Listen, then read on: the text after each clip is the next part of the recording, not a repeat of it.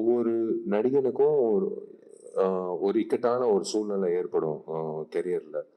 அந்த அந்த இக்கட்டான சூழ்நிலையில எல்லாரும் write off write her off, அவ்வளவுதான், இதோட முடிஞ்சிச்சு, கெரியர் முடிஞ்சிச்சு, இதோட எந்திரிச்சு வர முடியாது அப்படின்ற ஒரு சூழ்நிலை வரும்போது, when everyone wrote me off, there were two people.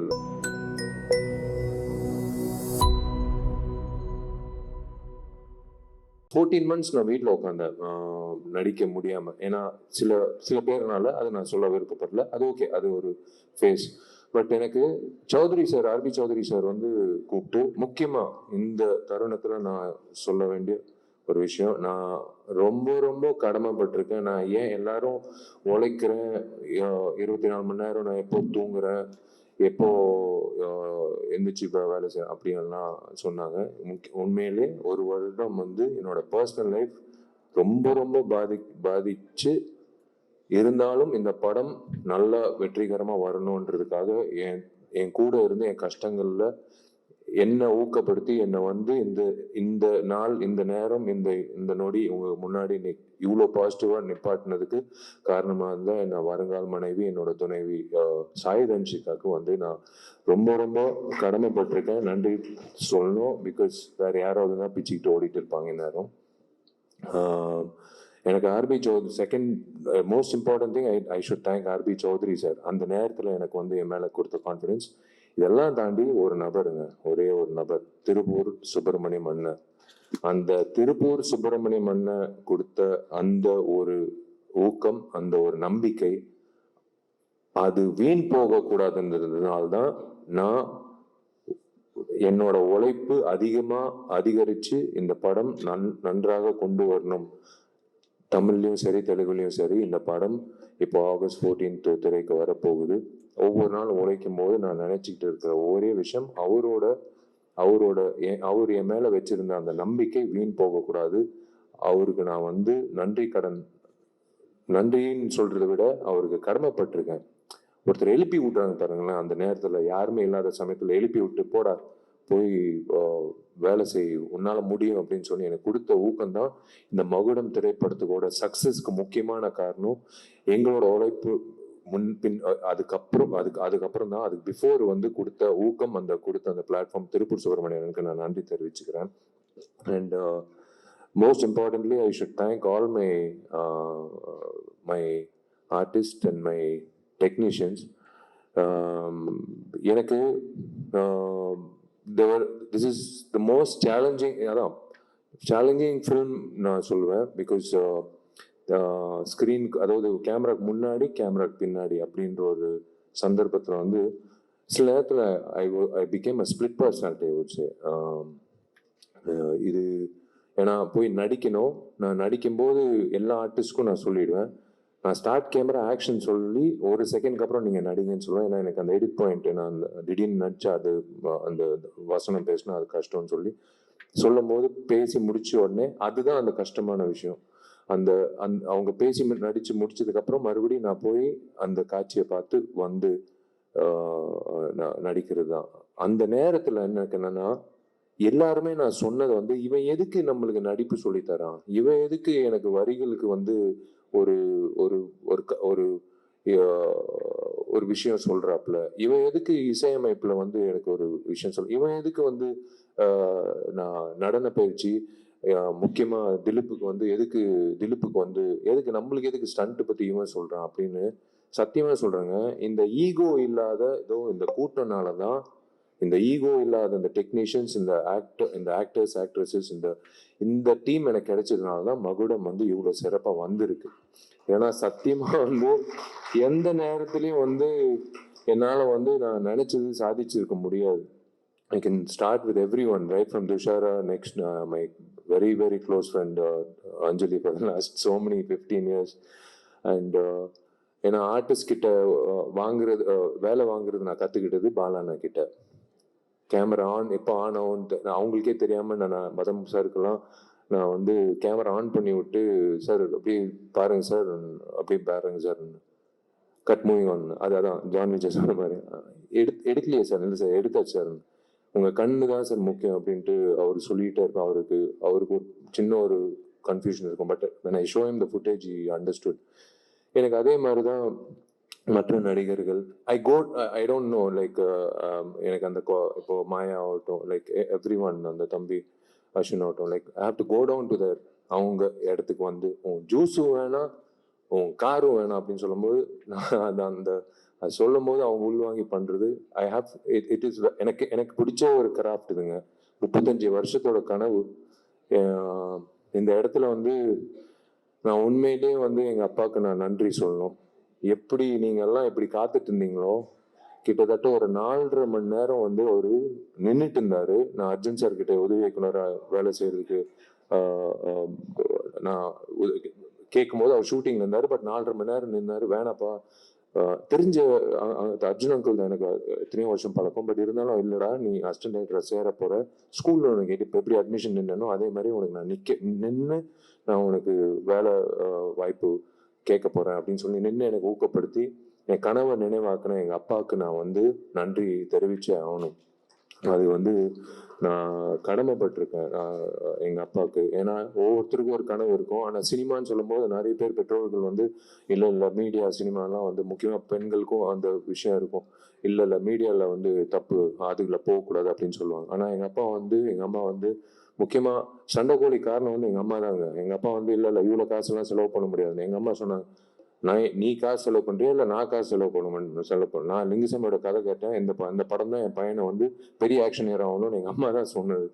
So அதுதான் வந்து இன்னைக்கு எங்கள் அப்பா அம்மாவோட அந்த அந்த ஒரு அவங்க கொடுத்த அந்த நம்பிக்கை தான் 35 வருஷம் கழிச்சு today I'm standing in front of you as a director.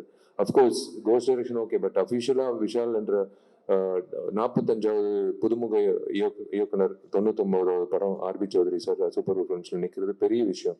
I should really thank my குருநாதர் Arjun sir, action king Arjun sir. அவர் என்னை நடிக்க வச்சார். தேரிக்கே வெய்டா அந்த கிளாப் போர்டு வந்து நில்லு நடிடான்னு சொல்லி அன்னைக்கு நடிக்க வச்சு என்னை வந்து ஃபோட்டோ ஷூட் பண்ணி என்னை வந்து நடிகராக வந்து போய் நடிக்க ஆரம்பிடான்னு சொன்னது அவர். இன்னைக்கு நான் இயக்குனராக ஆகிறதுக்கு காரணம் அவர். உண்மையிலே அவருக்கு நான் அவர்கிட்ட கற்றுக்கிட்ட விஷயங்கள். அதே மாதிரி நான் ஃபர்ஸ்ட் லைஃப்ல வந்து ராம் கோபால் வர்மா அவர்களோட அந்த உதயம் சிவா என்ற திரைப்படம் ஸ்கூல்ல படிக்கும்போது பார்த்து வெளியில வந்து நான் இயக்குனர் ஆகணும்னு நான் நினைச்சு இன்னைக்கு வந்து அதுக்கு நினைவாகுதுன்னா, இப்போ I can tell you one thing, I can tell everyone whoever is watching this, if you dream about something with sincerity, with your gut feeling, with willpower, with determination, with consistency, kandipa you will make it. If Vishal can make it, கண்டிப்பா நீங்களும் you can make it. எந்த துறையா இருந்தாலும் சரி, அது cinema துறையா இருக்கணும்னு இல்லை, நீங்க எந்த துறையிலையும் IAS இருக்கலாம். என்னோட பசங்க, என்னோட தங்கச்சிங்க இன்னைக்கு எல்லாரும் பெரிய பட்டதாரிகளா, பெரிய எல்லா காலேஜ்லயும் வந்து எல்லா கிராமத்து பிள்ளைங்க தான். பட் இருந்தாலும் சரிசமமா உட்கார வச்சு அவங்க இன்னைக்கு வந்து எல்லா காலேஜ்ல என் பசங்க வந்து இன்னைக்கு வந்து பட்டதாரிகளா இருக்காங்கன்னா, definitely it's because of their will power and definitely it's because of that consistency. That's what I would like to tell you. And yes, எனக்கு இந்த திரைப்படத்தில் எனக்கு அமைஞ்ச இதோ ரிச்சர்டு தம்பி டிஓபி ரிச்சர்டு வந்து நம்ம ரொம்ப வருஷமா எனக்கு we have done so many films, summer, Nancy மனிதன், என்ன மதகஜராஜா, இன்னும் எல்லாம். இந்த படத்துல வந்து அவனுக்கு கரெக்டா தெரியும் அந்த எடிட் பாயிண்ட். வந்து ஒரு நாள் ஆக்சுவலா துஷாரா டேட் பிரச்சனை. அன்னைக்கு வந்து 2 மணிக்கு ஆக்சுவலா 10:30 போக வேண்டியது, கரெக்ட் 2 o'clock வரைக்கும். பட் 10:30 போக வேண்டியது இருக்கு அப்படின்னு சொன்ன உடனே, ஐயோ ஓகே சரி ஓகே என்னடா பண்ணலான்னு, சரி வா கேமரா வைக்கணும் இப்படி வை, துஷாரா கூப்பிடுங்க, உட்காருமா அப்படியே உட்காரு, இப்படி 2 கேமரா வச்சுட்டு ரிச்சர்ட் ஆனால் ஒன்றும் இல்லைண்ணே, மாஸ்டர் எடுத்துடலாம், எப்பவுமே மாஸ்டர் ஷாட் எடுத்து தான் க்ளோஸ் வைப்போம். இல்லை தம்பி இதை எடுத்துடலாம், ஃபர்ஸ்ட் எடுத்துடலாம், டக்குன்னு எடுத்துடலாம். அப்புறம் இந்த பக்கம் பேசுமா, இந்த பக்கம் பாருமா. இது எல்லாமே நான் சுந்தர் சி சார் கிட்ட கற்றுக்கிட்டது. இது சுந்தர் சி சார் எப்படின்னா, நீங்க வந்து இந்த பேக்ட்ராப்லேயே வந்து சுவிட்சர்லாண்டில் சாங் படப்பிடிப்பு நடந்த மாதிரி அவர் காட்டிடுவார். சலிக்கவே ஆர்டிஸ்ட் வரலையா, பிரச்சனை இல்லை, கேமரா அப்படி திருப்புங்க. இந்த பக்கம் வந்து ஒரு எரும மாடு இருக்கா, பிரச்சனை இல்லை, அனிமல் வெல்ஃபேர் சர்டிஃபிகேட் வேணாம் தேரும், இப்படி வாங்க. இப்படிதான் அவர், ஏன்னா அதுதான் அவர்கிட்ட கத்துக்கிட்டார் சுந்தர்சி சார். அன்னைக்கு வந்து அந்த காட்சி நானும் ரிச்சர்ட் வந்து 10:30 மணிக்கே அமிச்சிட்டோம். ஓகேமா, அவங்களுக்கும் புரியல சார், இல்லை பரவாயில்ல முடிஞ்சிச்சுமா. அதுக்கப்புறம் ரிச்சர்டுக்கு வந்து உட்காந்து நம்ம வாடா சாப்பிடலாம்டா, சாப்பிட்டு நிதானமா எடுக்கலாம் இப்போ 2 மணி வரைக்கும். அப்போதான் ரிச்சர்டுக்கு, ஏன்னா we knew the edit, both of us knew the edit. இது அதே மாதிரி பொன் Parthiban, he knows my wavelength is the same. Hari sir படங்கள்ல நாங்கள் பயணிச்சிருக்கோம். அதுக்கப்புறம் இஸ் கம் அஸ் இரும்புத்தில 2 பேர் நான் பயணிச்சிருக்கோம். இன்னைக்கு எனக்கு ஒரு டயலாக் ரைட்டராக வரும்போது he knows the wavelength, everyone knows my wavelength. அதுதான் எனக்கு ரொம்ப பிடிச்ச ஒரு விஷயம். அது இவன் சொல்றானே என்ன திடீர்னு, ஏன்னா உமாதேவி மேடம் நான் ஃபர்ஸ்ட் இந்த பாட்டு சொல்லும்போது அவங்க எனக்கு மெசேஜ் போடுறாங்க, சார் நான் எவ்வளோ பாட்டு எழுதியிருக்கேன், ஆனால் எனக்கு இது ஒரு சேலஞ்சாக இருக்கு, எனக்கு ஒரு மாதிரி பயங்கரமா இருக்கு சார். மேடம் இதே தான் நான் என் டார்லிங் திலீப் கிட்ட சொன்னேன். ஊட்டியில புல்லரிச்சிச்சுன்னா கண்டிப்பா அந்த படம் சூப்பர் ஹிட் மேடம். அவனுக்கு வந்து திலீப்புக்கு வந்து புல்லரிச்சிச்சுன்னு சொன்னா, நான் சொன்னோன்னு இந்த காட்சியினாலே இப்போ 6 நிமிஷம் அப்பாவோட, இப்போ பார்த்தீங்க முத்துமணிமான சாங், அது ஒரு விக்கெட்டான ஒரு இடத்துல வரும் அந்த ஸ்க்ரீன் பிளேல. அதுக்கப்புறம் 6 நிமிஷத்துல கிளைமேக்ஸ்ல என்ன பண்ணலாம், என்ன ஆகும் எல்லார்கிட்டையும் கேட்டேன். அந்த வகையில எல்லாரும் வந்து யோசிச்சாங்க என்ன வரும்னு. வழக்கம் போல விஷால் வருவான், அடிப்பான், ரிவெஞ்ச் எடுப்பான். இல்ல, இந்த இடத்துல ஒரு விஷயம் இருக்கு. இது விஷால் படத்துல மட்டும் இல்ல, எந்த திரைப்படத்திலும் இந்த மாதிரி ஒரு கிளைமேக்ஸ் காட்சி வந்திருக்காது, வரல, எனக்கு தெரிஞ்சு வரல. டெஃபினட்டா last I don't think anyone will do it, or I don't know அந்த மாதிரி அமைஞ்சிருக்கா எனக்கு தெரியல. தேங்க்ஸ் டு உமாதேவி மேடமோட வரிகள் அண்ட் திலீப்போட அந்த புரிதல், திலீப்போட கொரியோகிராஃபி. நாங்கள் வந்து we try to do something magical to that last 8 minutes of the film மகுடம். I'm looking forward. அதே ரோஹிணி தியேட்டர்லாம் எப்படி ஏன் எனக்கு பிடிச்ச நடிகர் விஜய் இன்னைக்கு சேமா இருக்காரு, அவர் வந்து நான் ரசிச்சு பார்த்துருக்கேன். அதே ரோஹிணி தியேட்டர்ல நான் இன்னைக்கு நானும் திலீப்பும் அந்த காட்சிக்கு எப்படி கை தட்ட போறாங்கன்னு நான் பார்க்க போறேன். எனக்கு அதே மாதிரி தான் பிரதர் ஏகாதசி ஆகட்டும், கருணா ஆகட்டும், எனக்கு விவேக் இங்கிட்ட இல்லை, எல்லாரும் வந்து they love the fact that Vishal is saying something which we can understand. சரி, ஓகே சொல்றாரு, ஓகே கரெக்டா இருக்கு அப்படின்னு சொல்லி புரிதல் இருக்கு பாருங்களேன். அதுதான் எனக்கு ரொம்ப பிடிச்சது. இந்த தம்பி இருக்கானே, இவன் வந்து சும்மா ஏதோ ஒரு இதுல, எனக்கு என்னன்னா காது வந்து நான் டால்பி சரவுண்ட் சவுண்ட் மாதிரி எங்கிட்ட இப்ப பேசிட்டே இருக்கோம், யாரோ அங்கிட்ட வந்து இவன் ரொம்ப நேரம் பேசிட்டு இருக்கானேன்னு யாரோ சொல்றாங்க, எனக்கு கேட்குது. அந்த மாதிரி எனக்கு இப்படி உட்காந்துட்டு இருக்கும் போது வந்து எவனோ ஒருத்தன் ரேப் பண்ணிட்டு இருக்கான், யார் அவன் சம்மந்தமே இல்லாம ரேப் பண்ணிட்டு இருக்கான், கூப்பிடுறான் அவனு பார்த்தா இவன் தான் வினோத் வந்தான், ஒரு பாட்டு பண்ணாச்சு. I'm going to introduce him in next couple of months. Independent musician ஒரு ஆல்பம் வச்சிருக்கான். அது ஆக்சுவலா அந்த பிளான் இருந்தது. That's why we introduced him. எனக்கு இந்த படத்துல ஒரு மிகப்பெரிய தூணா இப்போ இருந்துட்டு இருக்காப்ல, இஸ் ஸ்டில் டூயிங். ஏன் ஜிவி வரல, நான் ஜிவி பிரகாஷ் டார்லிங் இந்த இப்போ RR போயிட்டு இருக்கு. நான் இப்போ இழுத்தனா August 14 என் படம் ரிலீஸ் ஆகாது. அவர் RR வாசிச்சிருக்காரு, 2 திரைப்படம் வருது. ஸோ அதனால வந்து அஃப்கோர்ஸ் டெஃபினெட்லி விஸ்வநாதன் சன்ஸும் டெஃபினட்டா நல்லா ஓடணும், மகுடமும் நல்லா ஓடணும் நான் வேண்டிக்கிறேன். இந்த ஜிவி பிரகாஷ்ன்ற ஒரு டெக்னீஷியன் இருக்கானே, உண்மையிலேயே ஒரு வரங்க, ஒரு புதுமுக இயக்குனருக்கு ஒரு வரம். நான் எப்படி ஜிவிக்கு நன்றி சொல்றதுன்னு தெரியல. ஏன்னா 3 வாட்டி நேஷனல் அவார்டு வாங்கினவர் வாசிச்சுட்டு இருக்காப்ல. முக்கியமா எந்த சாங் தான் உமாதேவி மேடம் நின்றுட்டு இருந்தாங்க, நான் சம்மந்தமே இல்லாம டான்ஸ் மாஸ்டர் அசார் கூப்பிட்டேன். டார்லிங் இல்லை டார்லிங் இந்த மாதிரி இல்லை அப்படின்னு சொல்லிட்டு நான் பாட்டு எதோ பண்ணிட்டு இருக்கேன். இப்படி பார்த்தாப்புல என்னை திட்ட போறாப்லையான்னு, ஏன்னா நான் என்ன அறியாம நான் கொஞ்சம் அத்துமீறலா போயிட்டேன். டார்லிங் எனக்கு இப்படியோ அப்படியெல்லாம் ஏதோ பண்ணேன். இவர் என்ன பண்றாரோ அதை அப்படியே ஃபாலோ பண்ணுங்க, நான் ஈவினிங் வந்து நான் கரெக்டா பண்றாப்புல அப்படின்னு சொல்லிட்டு போயிட்டாப்லங்க. எனக்கு அவர் கொடுத்த அந்த ஸ்பேஸ்னால தான் 5 பாடல்களும், எஸ்பெஷலி கிளைமேக்ஸ் சாங், நீங்க இன்னும் நாளைக்கு தான் வெளியிட போகுது, ட்ரெய்லர் ஆகட்டும், எல்லாமே வந்து ஒரு அந்த லைஃப் கொடுத்துருக்காப்புல இந்த படத்துக்கு. வந்து ஒரு பேக்ரவுண்ட் ஸ்கோர் ஆகட்டும், is been like is understood. ஒரு பொது இயக்குனருக்கு கிடைக்கிற ஒரு மிகப்பெரிய பாக்கியம் வந்து ஒரு பேக்ரவுண்ட் ஸ்கோர் பண்ணக்கூடிய, ஒரு பாடல்கள் அமைச்சு கொடுக்குற ஈகோ இல்லாத ஒரு மியூசிக் டைரக்டர். இல்லைன்னா அப்படியே வெளியில கை கட்டிக்கிட்டு நின்றுட்டு இருக்கணும், அவர் என்ன வாசிக்க போறாருன்னு தெரியல, அப்படியே கொடுப்பாங்க ஒரு சாங், அப்படியே எடுத்துட்டு போய் ஷூட்டிங் பண்ணோம். ஆனா அப்படி கிடையாது, அவ்வளோ இடம் இருந்ததுனால தான் I'm really thankful to GV. And yes, of course, there is இதோ இந்த ஆள் இருக்கானே ஜான் விஜய், முதல் தடவை ஜான் விஜய்னால ஜாதி சண்டைனால நான் வந்து லயோலா காலேஜில் எனக்கு இவனுக்கும் சம்மந்தமே கிடையாது. ஃபர்ஸ்ட் டைம் ஆக்சுவலாக அப்போ தான் எனக்கு தெரியும் ஜான் விஜய் சீனியர், அவ்வளோ க்ளோஸ் கூட இல்லை. ஆனால் இவனால் வந்து ஒரு பெரிய கலவரமே நடந்தது லயோலா காலேஜில். நான் நின்றுட்டுருக்கேன், இப்படி நின்றுட்டுருக்கேன், வந்து எங்கே இருக்கான் அந்த ஜான் விஜயன் தெரிலங்க, அவரு எனக்கு தெரியாதுங்க, சீனியரு, நானே எப்பயும் ஒரு வாட்டி தான் கிளாஸுக்கு வருவேன். தேடிட்டு இருந்தாங்க ஜான் விஜய்க்காக. அப்போலேருந்து தெரியும் இந்த மனுஷன். இவரை கூப்பிட்டு நடிக்க சொல்லி வி போத் அந்த நடிக்க ஆரம்பிக்கும் போது ஜான் எப்பவுமே வந்து ஃபுட்டேஜ் இவ்வளோ கொடுப்பாரு, எல்லாமே நல்லா இருக்கும். ஆனால் எல்லாமே சாப்பிட முடியாது இல்லையா, ஓரளவுக்கு தானே நம்ம பசிக்கு, அவ்வளோதான், அதுதான் எடுத்துக்கணும். ஜான் ஒரு குழந்தை மாதிரி.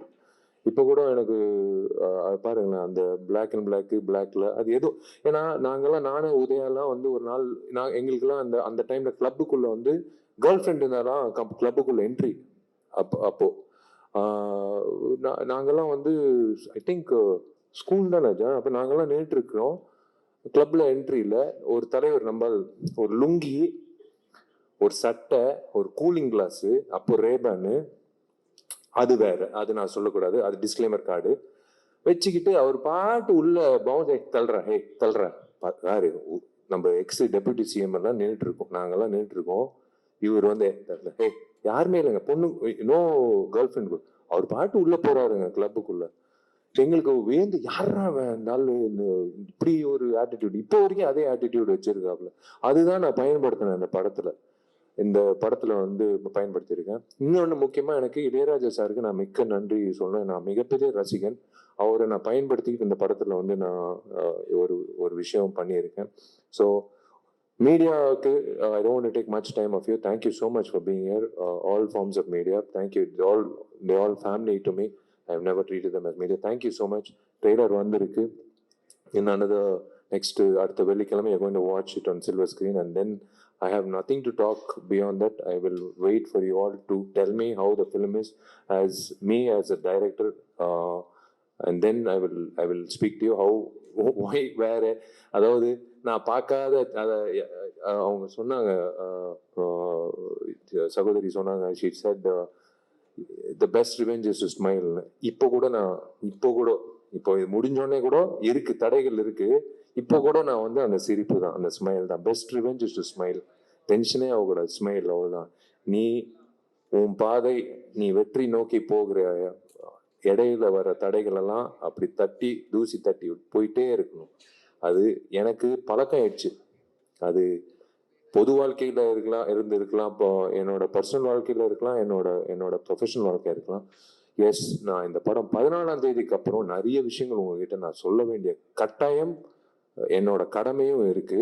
அது ரிலீஸ் ஆகி ஜெயிச்சதுக்கு அப்புறம் 16ஆம் தேதி ஞாயிற்றுக்கிழமை எப்பயே பிளாக் பண்ணிக்கோங்க.